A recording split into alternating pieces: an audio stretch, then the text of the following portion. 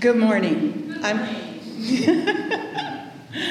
Christina Chavez Nelson and will be your worship leader, and my son Nathaniel will be the worship associate today. Reverend Bob sort of has the day off.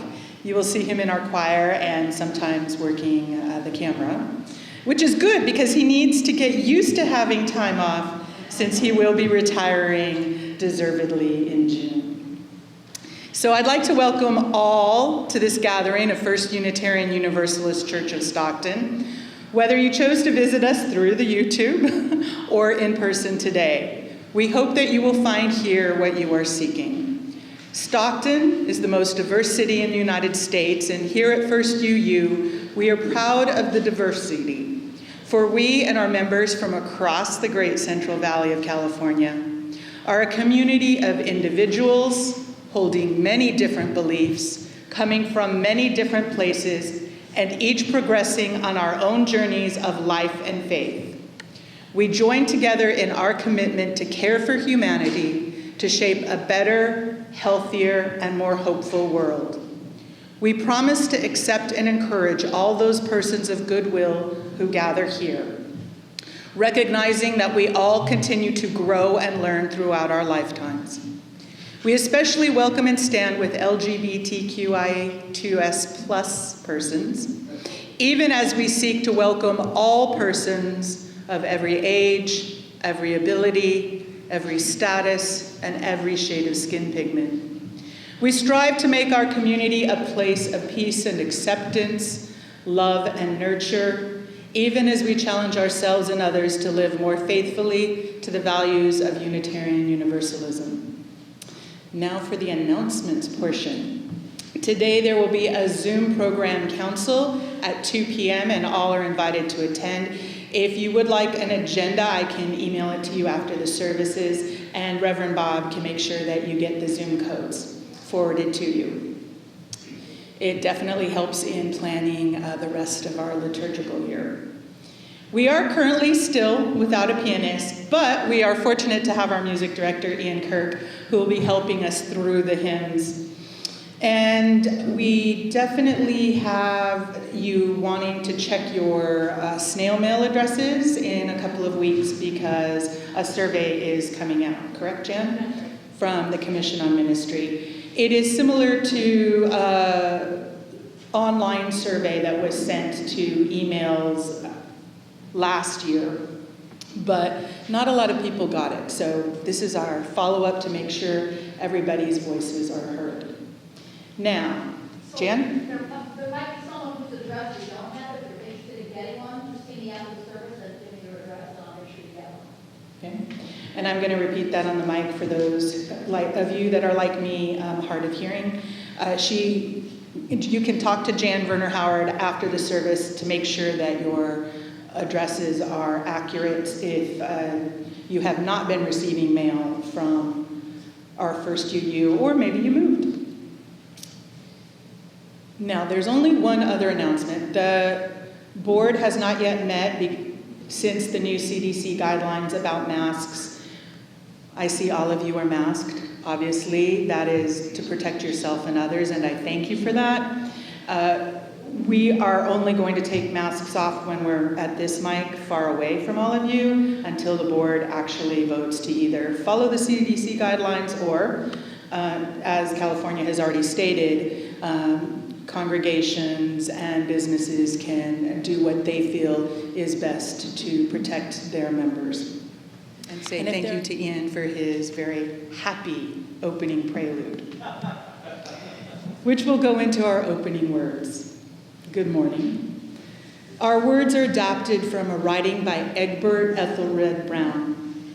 As we face a troubled and puzzled world, we too are troubled and puzzled.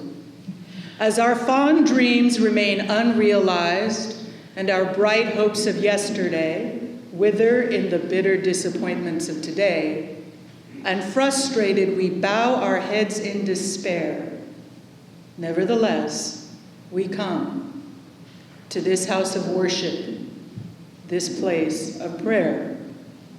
As we pray for peace in our time, may we be at peace with the world. with ourselves, with all. May we know that without love, there will never be peace. Teach us, therefore, to love.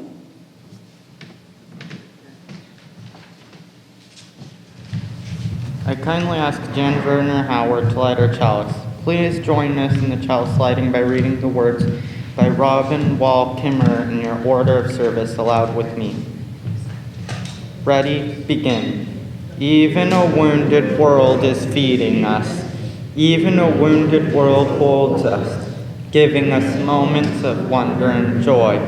I choose joy over despair, not because I have my head in the sand, but because joy is what the earth gives me daily, and I must return the gift. Now, a lovely response from our choir vine and fig tree.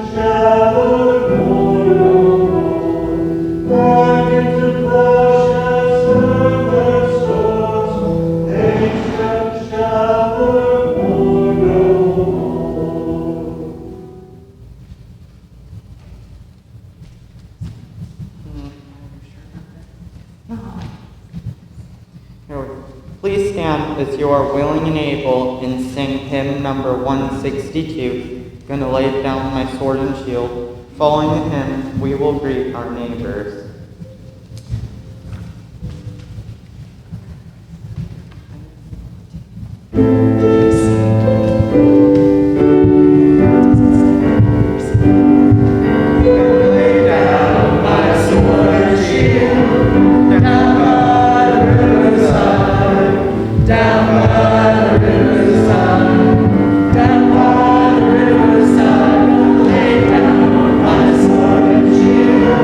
Down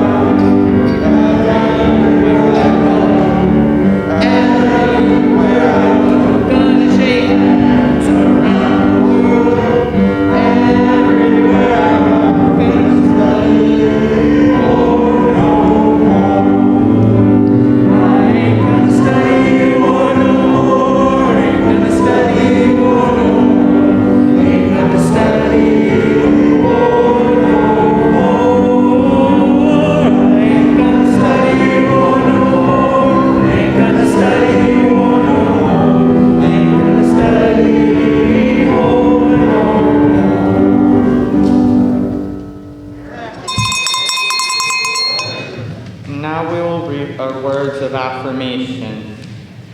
We'll all be doing it together since we don't really have any children here. So ready, go. We believe in love. Love is the only doctrine of this church. We believe in truth. The quest for truth is our sacrament.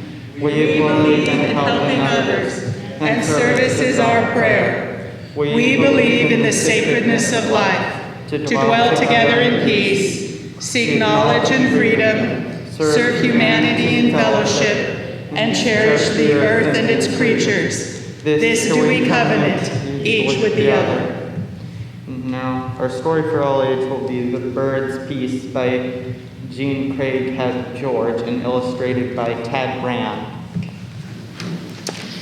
This is from the Big Book for Peace. There are only 2 illustrations. So, one at the beginning, one at the end.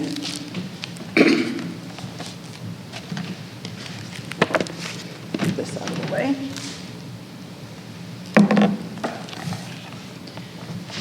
On the day Christy's father went off to war, she burst out the back door and ran down the path to the woods. Her eyes hurt. Her chest burned. She crossed the bridge over the purling stream and dashed into the lean-to she and her father had built near the edge of the flower-filled woodland meadow. She dropped to her knees, then to her belly. Covering her face with both hands, she sobbed from the deepest well of her being. Tears did not help. The pain went on and on. A bird sang. Christy lifted her head. She recognized Fluter, the busy little song sparrow who lived in the bushes at the edge of the meadow. He seemed to be in trouble. His melodious song was loud and belligerent. "I'm in trouble too," she said. "My father had to go into the army. He's going to war, and I am scared." Fluter ignored her and sang on. From across the meadow, a strange song sparrow sang clearly and loudly. Christy barely heard him. "Daddy doesn't even know how to shoot a gun."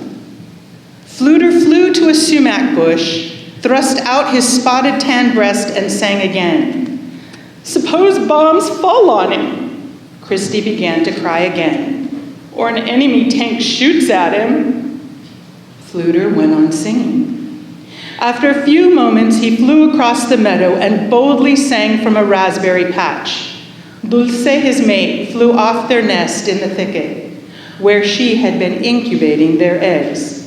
She ate a bristlegrass seed and serenely preened her feathers. She was quite at ease. Fluter was not. He turned this way and that. He flicked his tail and raised his crest, then flew to the bracken fern and sang. He flitted briskly to the sugar maple limb and sang from a conspicuous twig. He winged to the dogwood tree and sang from a high limb. As he flew and sang, Christy became aware of what he was doing.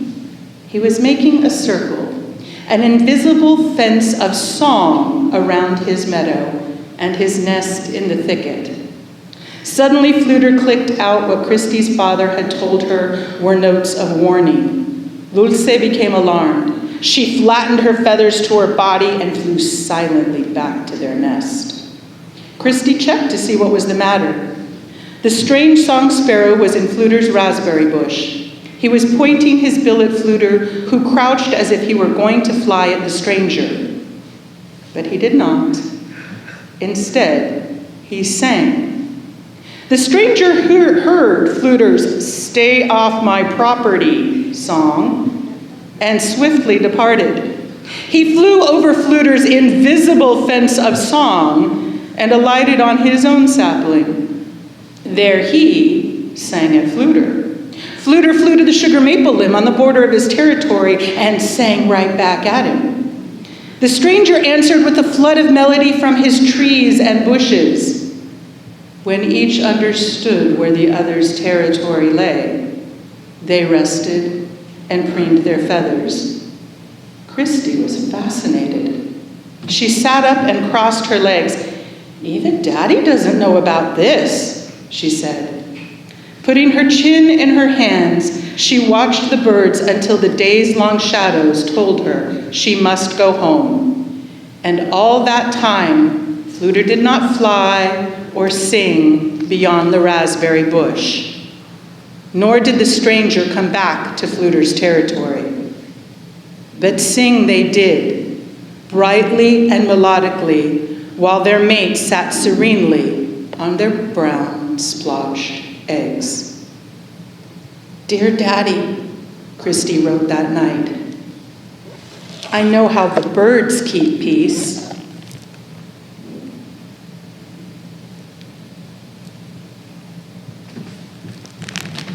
Sorry, the choir anthem is first.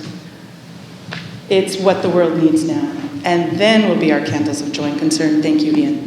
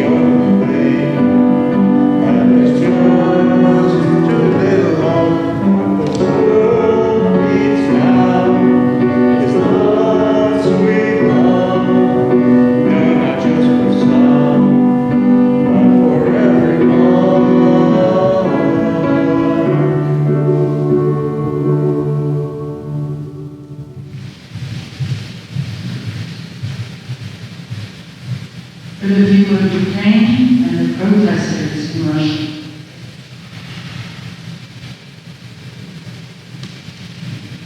And Lord, for everything that is too close to our heart to share at this time.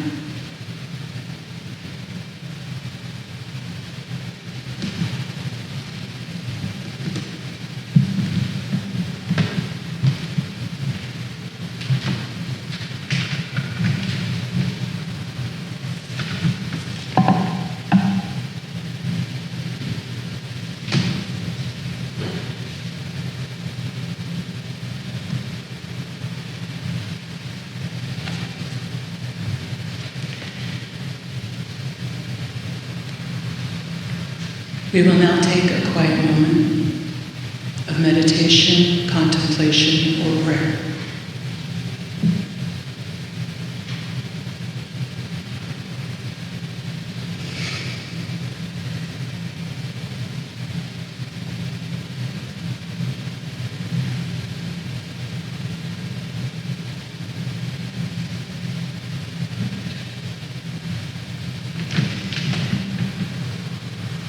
Thank you for celebrating the joys. Thank you for finding humor. Thank you for being willing to be free with your concerns, trusting that they will be heard and honored. I'd like to share 2 writings in honor of Black History Month. The first is by Maya Angelou. The second is by James Baldwin. They're both adapted to be short. We are weaned from our timidity. In the flash of love's light, we dare to be brave. And suddenly we see that love costs all we are and will ever be. Yet it is only love which sets us free. For nothing is fixed. Forever, forever, forever.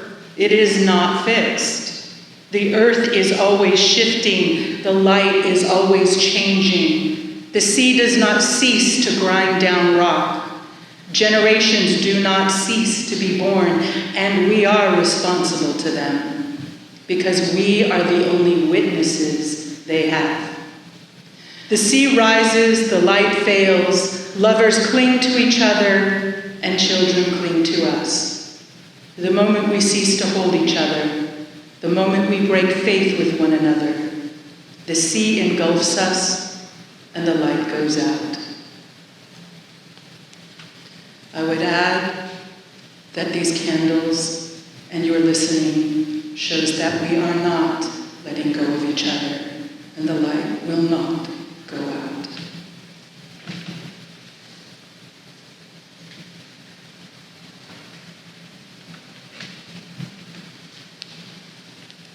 And now we will sing hymn 123, Spirit of Life.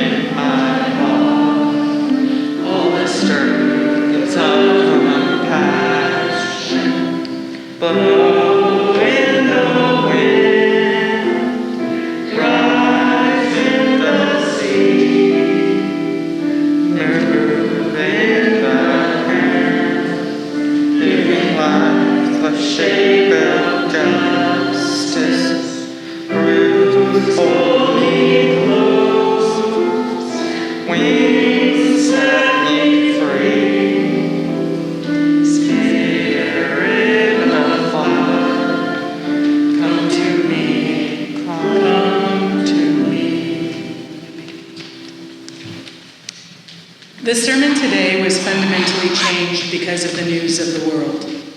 Our responsive readings today are part of Witness' statement titled Creating Peace, the 2010 Statement of Conscience. We will not be reading the statement in the order in which it is written. I have adapted it to fit the flow of our service, but not one word has been changed from the UUA. And if anyone would like a full copy of it, I will gladly email it to you later. It is in your order of service as an insert, part of it. The rest will be in the sermon itself. And first you will be reading the bold font, numbers 1 to 4. You don't have to say the number. That was part that I added. And I will read the what should be plain but is just smaller font. And then we will have our offertory, and following the offertory, we will read the 5 to 8.